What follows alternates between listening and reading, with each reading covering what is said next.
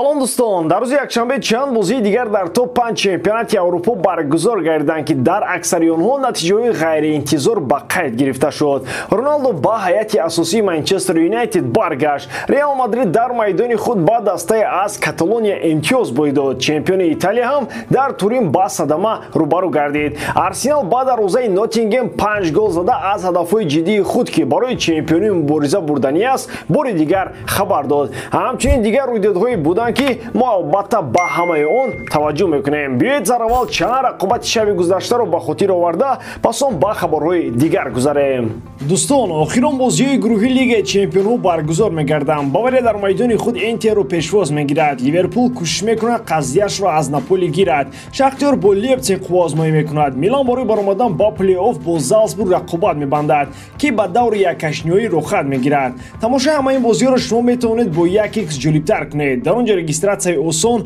пур кардани маблағ аз томи гӯшаву канори дунё, вале аз ҳам муҳим, бонус то $100 дар аввалин пардохт бо промокоди AMG 0777. Ссилкаи бозӣ дар комментария. Ба ҳама муваффақият.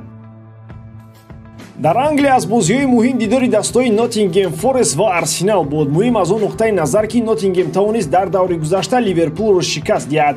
Ҳама бар он назар буданд ки бар зидди Арсенал ҳам Ноттингем метавонад бозии арзанда нишон диҳад ва мо таври ҷараёни бозӣ нишон дод лондониҳо раҳм надоранд. 5 голи беҷавоб пуху прахи Ноттингемро бароварданд. Арсенал баъд аз чанд бозие ки танҳо як голи мезад, боз тавонист дар хатти ҳамла қувваи бузург нишон диҳад. Мағлубият дар бозӣ бо ПСВ дар Лигаи Аврупо лондониҳоро ягон грамм афтода накардааст. Манчестер Юнайтед бар Вест Хэм дастболо шуд. Решфорд голи садуми худро дар Премер Лигаи Англия ба ҳадаф расонд. Аввалин бозингари МЮ ки ин корро карда буд, Руни ба ҳисоб меравад ки соли 2009 ба ин натиҷа расид. Манчестер нишон дод ки метавонад ба қасди нигоҳ доштани ҳисоби рақобат бозӣ кунад. Сенсатсияҳои дирӯза аз Англия ба Италия гузаштанд. Дар онҷо дастаи Милан бояд зинаи дуввумро боз баъди ғалаба ба худ бармегардон. Аз Торино шикаст хӯрд. Рақобати Милан дар ин бозӣ яке аз заифтарин бозиҳои расонириҳо дар мавсими ҷорӣ баҳо гузошта шуд. Ҳангомаи дигар шикасти Латсио мебошад. Ин даста дар майдони худ аз Салернитано мағлуб шуд.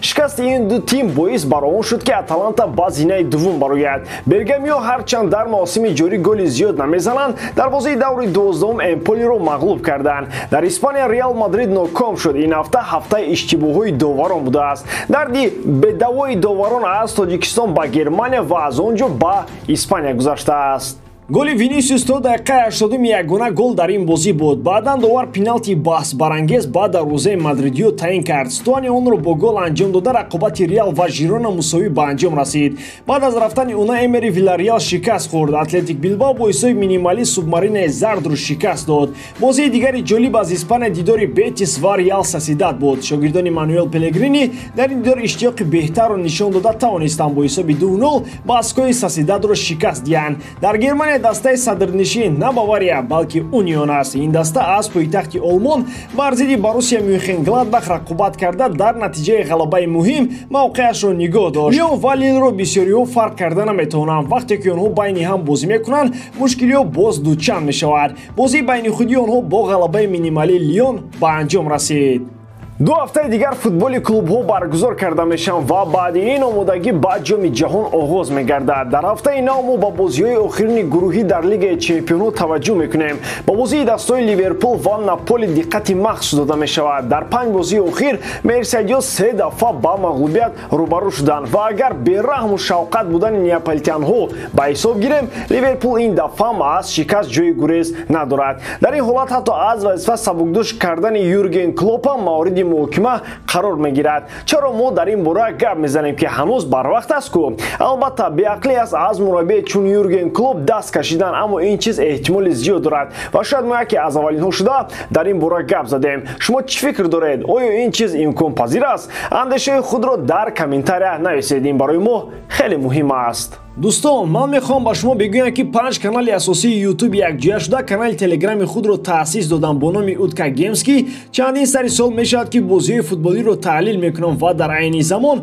беҳтарин канал дар Телеграм дар соҳаи букмекерӣ ба ҳисоб меравад. Онҷо бисёртар прогнозҳои бепул гуфта мешавад ва аз ҳама муҳимаш ғолиб мебароянд. Барои ҳамин тезтарак ба ссилкаи дар зери описания буда даромада дар Телеграм ба канали Утка Геймс обуна шавед ва бурд намоед.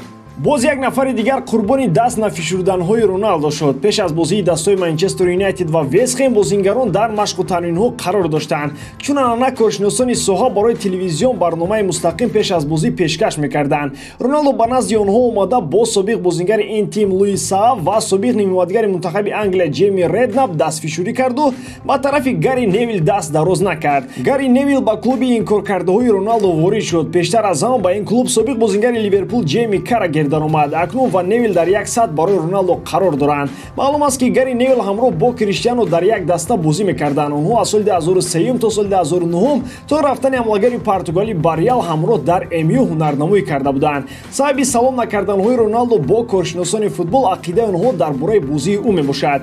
Каррагер гуфта буд ки Роналдо дигар сатҳи Премер Лига нест. Ӯ бояд дар ин кишвар бозӣ накунад. Гари Невил ҳам дар яке аз барномаҳо қайд кард ки МЮ бе Роналдо хеле беҳтар бозӣ мекунад. Ана ҳамин гапҳо сабаби инкор кардани ин ду нафар ба ҳангоми салом аз тарафи Роналдо шудааст. Агар Роналдо ба ҳама ин диққати камтар бидиҳад, кори ӯ хеле беҳтар мешавад. Қаблан вақте ки бозии Криштиану хуб ва дар сатҳи олӣ буд, ҳамин нафарон ӯро таърифу тавсиф мекарданд. Кори онҳо бо ӯи беғарзонаи футболбозон аст. Айни ҳол сатҳи Криштиану объективона хеле заиф аст. Пас онҳо гуфта наметавонанд ки Роналдо беҳтарин бозингар аст, аммо Тенхаг ӯро ба майдон намебарорад. То охири ҳафтаи гузашта дар топ-5 чемпионатҳои аврупоӣ ягон нафаре набуд ки аз 9 ассист бештар дошта бошад. Аввалин шуда ба ин дастовар бозингари аргентинӣ Лео Месси шуд. Ӯ дар рақобат бо дастаи Труа дар дақиқаи 60 ба Неймар партофти головар анҷом дод ва ин ассист барои Лео дар мавсими ҷории чемпионати Фаронса даҳум гардид. Ҳамчунин дар ин рақобат Лео тавонист ба задани гол ҳам даст ёбад. Гузашта аз ин Месси дар Лигаи чемпионҳо ҳам 3 паси голбахширо ба номаш сабт кардааст. Дар ҳамаи мусобиқаҳо ҳамлагари аргентинӣ дар сайфи парижиҳо 12 гол задааст. Месси аллакай ба натиҷаҳои мавсими гузашта наздик мешавад. Шумораи голҳои Лео дар ин мавсим аллакай аз мавсими қаблӣ гузаштаанд. дар мавсими қаблӣ ҳамлагари аргентинӣ дар 34 бозӣ 11 гол дошт. Имсол аллакай 12 гол дорад. ҳамчунин Месси мавсими гузашта тавонист 14 ассист дар ҳамаи мусобиқаҳо кунад ки имсол аллакай 13 паси голбахшо дорад. Маълум аст ки Лео ин умурҳоро мегузарад. Дар мавсими ҷорӣ кори Лео хеле хуб аст. ӯ ба сатҳи баланди бозиҳо баргаштааст. Фаромӯш намекунем ки Месси 7 бор ҷоизаи туби тиллоро гирифтааст ва аз рӯи ин натиҷа рекордсмен аст. Агар дар чунин сатҳи баланд рақобатҳоро идома диҳад, пас метавонад барои туби 8-ум мубориза барад. Вале барои ин дар Лигаи чемпионҳо ғолиб омадан нақши муҳимтарин мебозад.